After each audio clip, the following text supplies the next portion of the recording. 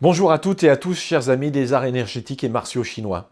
Je tiens avant tout à commencer en vous remerciant chaleureusement les associations pour leur engagement qui a battu un record historique avec un taux de participation de 50,7% au premier tour. C'est un moment fort pour notre fédération et un véritable symbole d'un dynamisme retrouvé grâce à votre mobilisation et je voulais vous en remercier. Je voulais remercier également tous les soutiens que j'ai eus, divers et variés, de maîtres chinois, de parlementaires, de pratiquants d'arts martiaux, d'acteurs également qui officient dans nos disciplines martiales. C'est vraiment un grand soutien pour vous de supporter notre liste Ensemble pour un nouveau départ pour notre fédération. Je me présente aujourd'hui devant vous pour évoquer les points clés justement que nous voulons changer avec cette liste Ensemble pour un nouveau départ, que j'ai l'honneur de mener. Un petit bond dans le temps. Depuis 2017, mon combat pour l'indépendance et l'autonomie de nos disciplines est resté ma motivation première.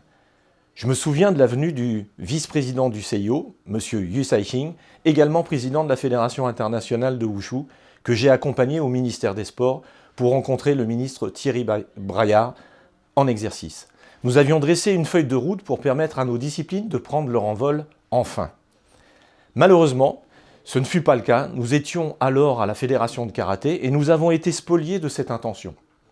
En 2020, j'ai mené la campagne délégataire pour le Wushu, pour la gouvernance de la FFAEMC qui m'avait mandaté pour cela. Nous avions réussi avec notre équipe de faire revenir la délégation de pouvoir au sein de la FFAEMC.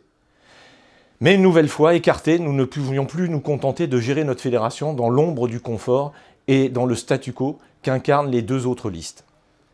Il est temps d'agir et de transformer notre approche pour faire rayonner le Wushu et le Qigong. Nous devons promouvoir et développer nos disciplines dans toute leur diversité.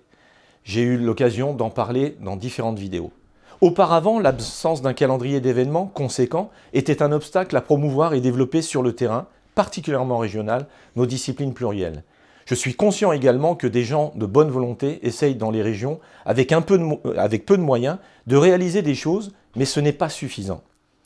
Cependant, ne soyons pas dupes. Même si la liste de Mme Anne-Marie Bacle et de M. Akli Hamadi proposeront des événements, nous savons qu'il est crucial de questionner l'intention soudaine derrière ces initiatives. L'élection du président sera capitale pour l'avenir de notre fédération, car c'est lui ou elle qui donnera le ton et animera une équipe motivée et compétente.